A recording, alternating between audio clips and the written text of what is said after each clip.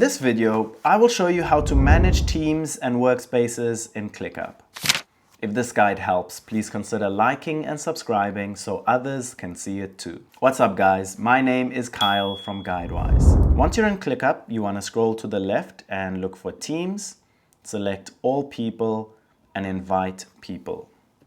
You can then select the access that they have, Member, Limited Member, Guest or Admin.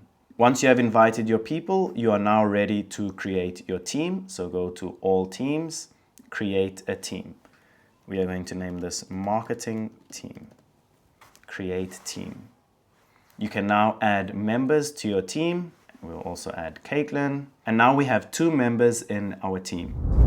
If this video helped, don't forget to like and subscribe.